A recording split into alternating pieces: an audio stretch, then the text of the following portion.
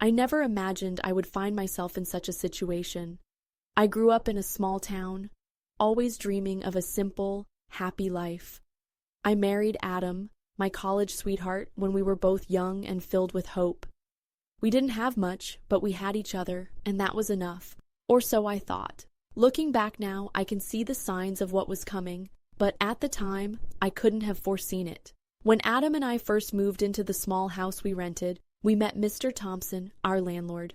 The house was modest, but it was ours, complete with a little charm, a garden, and a small backyard that I loved. Adam and I were both eager about this new chapter in our lives.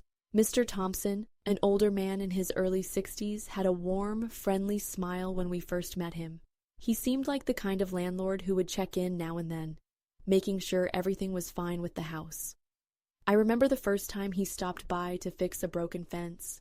He was so polite, asking if we needed anything and casually mentioning how the neighborhood had changed over the years.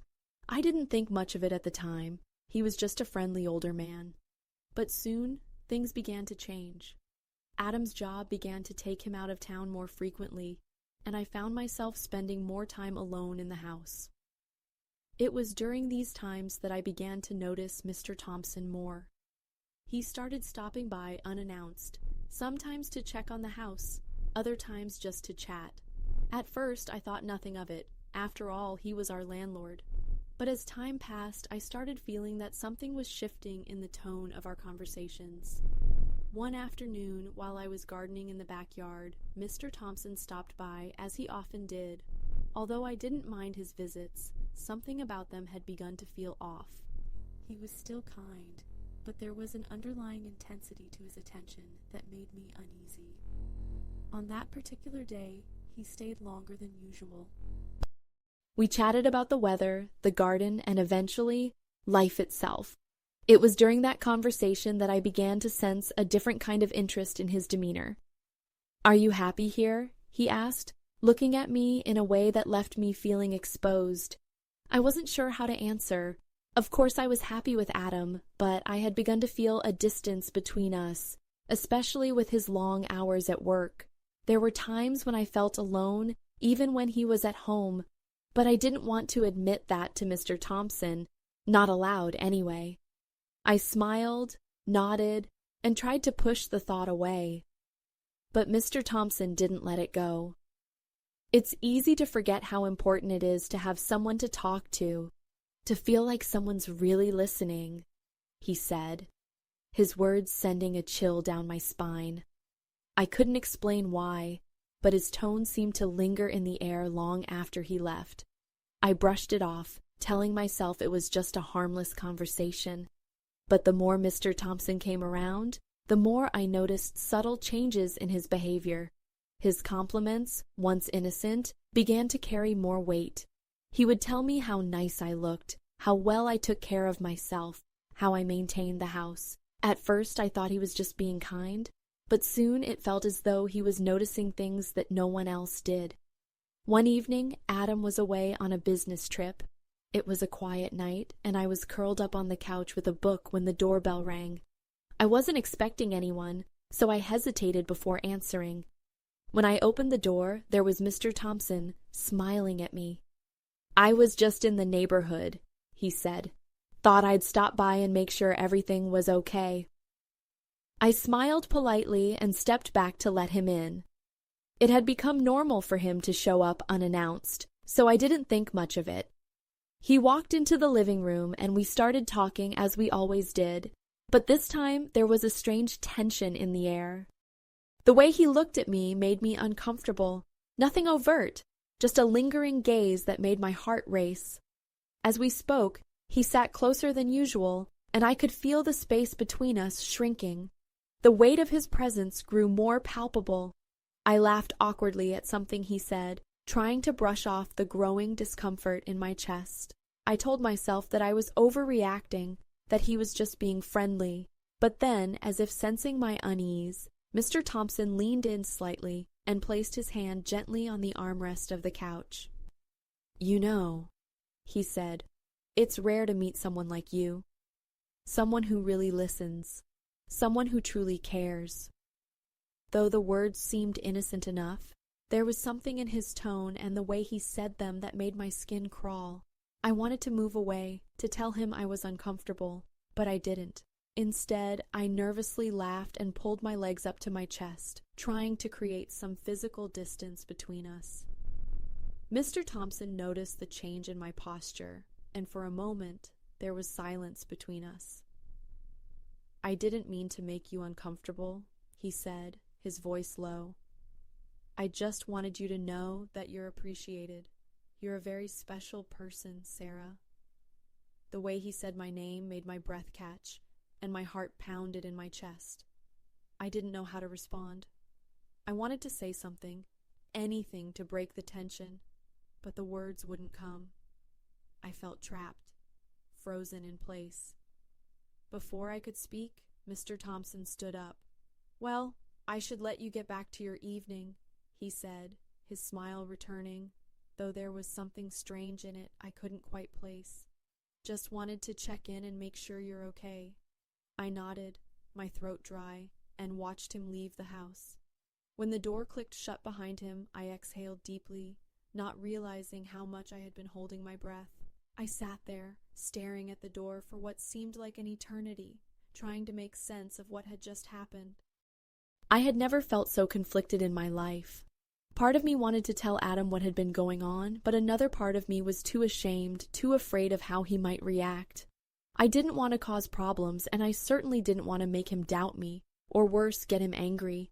But the more I thought about it, the more I realized that I couldn't ignore how Mr. Thompson made me feel. It wasn't right, and I didn't want to encourage it. Yet I couldn't shake the feeling that there was more to his visits than he was letting on. What was I supposed to do? As the days passed, Mr. Thompson's visits grew more frequent. Each time he stopped by, I felt that same sense of discomfort, but I tried to push it aside. It was becoming harder to ignore, though. There was something about him that made my pulse quicken, but I couldn't figure out why. I knew I had to be cautious, to not let things spiral out of control. But deep down, I knew something was changing, and I had no idea yet how deep it would go. I kept telling myself I was just being friendly. It was only small talk, nothing more, right? That's what I believed each time Mr. Thompson showed up at the house unannounced, trying to brush off my growing discomfort. But soon it became harder to ignore. The unease was always there, lingering in the back of my mind. I couldn't stop thinking about the way Mr. Thompson had looked at me, the way his hand had touched the armrest of the couch during that one visit. Like he was trying to establish a connection, one that went beyond just being a neighbor or landlord. I'd catch myself replaying that moment over and over, each time the tension inside me intensifying. It was a quiet Tuesday evening when I found myself alone in the kitchen, chopping vegetables for dinner. Cooking had always been something I enjoyed, but tonight it felt more like a chore. My mind was elsewhere, and I couldn't shake the feeling that something was about to happen. Just as I was seasoning the chicken, I heard the doorbell ring. My heart skipped a beat. I looked out the kitchen window, and there he was, Mr. Thompson, standing at the door, wearing his usual warm smile. I hadn't seen him in a couple of days, and though I should have felt relieved, I felt a knot tighten in my stomach. I wiped my hands on a towel, took a deep breath, and walked to the door.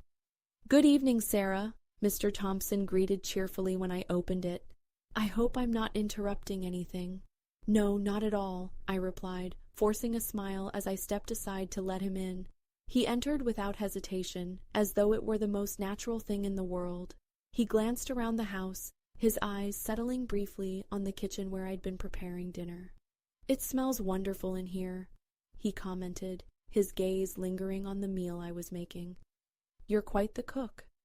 I nodded politely, unsure of how to respond. "It's just something simple for dinner, nothing special."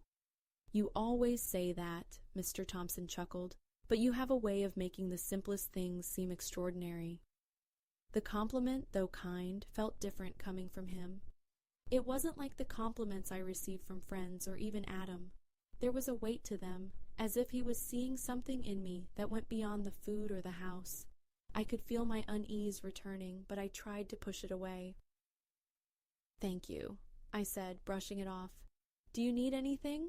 I assume you're here to check on something? Mr. Thompson's expression shifted slightly, and he seemed to hesitate before speaking.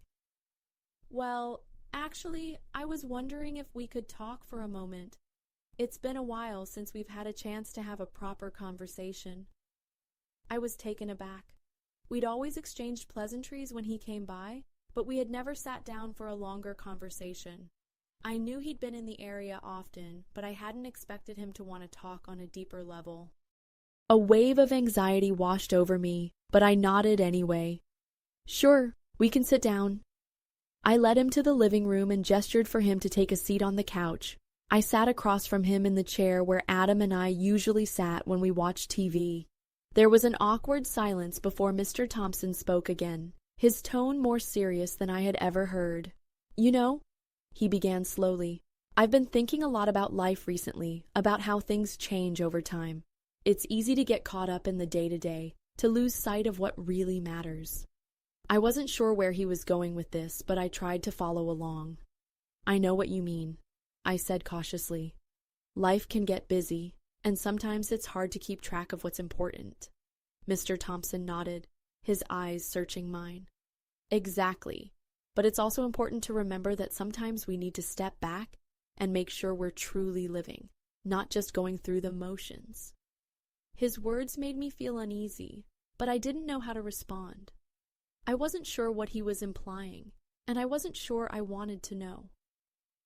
Sarah, he said softly, leaning forward just slightly, I don't know how to explain this, but I've felt a connection with you ever since we met. A special connection that I haven't been able to ignore. I can't tell you how many times I've thought about our conversations, the way you carry yourself.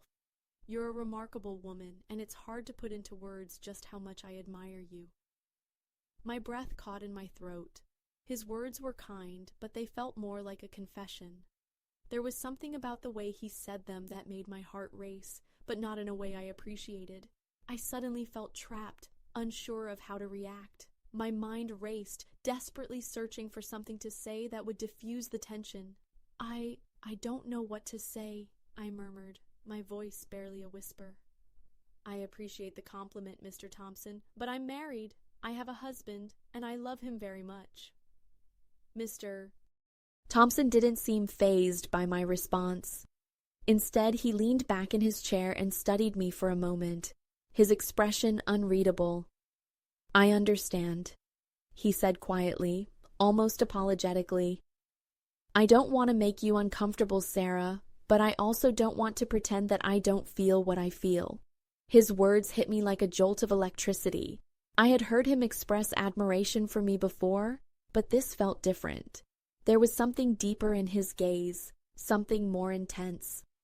I felt a wave of fear and confusion rush through me. This wasn't just a friendly landlord checking in anymore. This was something else, something I wasn't sure how to handle. I don't want to cause any problems between you and your husband, Mr. Thompson continued, but I couldn't keep pretending that I didn't feel drawn to you. I just had to tell you how I felt. I didn't know what to say. I opened my mouth, but the words wouldn't come. I didn't want to hurt him, but I also didn't want to give him any false hope. What was I supposed to do in this situation? How could I make him understand that I was married and not interested in pursuing anything outside of my relationship with Adam? Finally, I took a deep breath, my heart pounding in my chest. Mr. Thompson, I said firmly, I understand that you're being honest, but I need to be clear with you. I'm married, and I'm committed to my husband. I appreciate your kindness, but I'm not interested in anything beyond a landlord-tenant relationship. There was a long pause, and I could see the disappointment flicker in his eyes. He looked down at his hands for a moment before slowly nodding. I understand, he said quietly. I'm sorry if I made you feel uncomfortable. That was never my intention. I nodded, feeling a sense of relief wash over me. The tension between us seemed to dissipate, but it left behind a lingering unease I couldn't shake. I couldn't help but feel that things would never be the same, that Mr. Thompson's feelings for me would continue to exist, whether I acknowledged them or not. He stood up, and I followed suit. "Thank you for listening," he said, his voice still soft, though now tinged with a hint of sadness. "I'll leave you to your evening. Please know that I respect your boundaries, Sarah. I just wanted you to know how I felt." I forced a smile, trying to conceal the unease still bubbling inside me. "Thank you, Mr. Thompson," I said. "I'll see you around." As he walked out the door, I stood there for a moment, staring at the empty space where he had been. My thoughts were a whirlwind. I couldn't believe what had just happened. I was married to Adam, yet I had just had this conversation with our landlord. What was going on? Why did it feel like my entire world was slowly unraveling? I shook my head, trying to push away the doubt. I needed to focus on my life with Adam, to remember the love and commitment we shared. But a small, nagging feeling deep inside told me this was far from over. After that conversation with Mr. Thompson, I tried to bury the entire situation in my mind. I didn't want it to affect my relationship with Adam, and I certainly didn't want to complicate things with our landlord any further. But even though I pushed my feelings aside, they didn't disappear. The guilt and confusion lingered, and I found myself constantly replaying the interaction in my mind. A few days later, Mr. Thompson showed up unexpectedly again. My heart tightened in my chest when I heard the doorbell. I wasn't ready for another awkward conversation, but I knew I had to face it head on. I opened the door, trying to maintain my composure. "Hello, Sarah," he greeted me, his voice warm but careful. "I just wanted to check in and make sure everything's still good with the house." I nodded, forcing a smile. "Everything's fine, Mr. Thompson. Thanks for asking." He seemed to hesitate for a moment before continuing. "I've been thinking a lot about what I said last time. I didn't mean to make you uncomfortable. I understand your boundaries and I respect that. I just didn't want to leave things unsaid." I looked at him for a long moment, feeling the weight of his words. I knew now wasn't the time for uncertainty. I had to be firm. "Thank you for understanding," I replied. "But I need to be clear. I'm married. My focus is on my marriage with Adam, and I can't allow any distractions. I value our professional relationship, but that's where it ends." Mr. Thompson's expression softened, but there was still a hint of sadness in his eyes.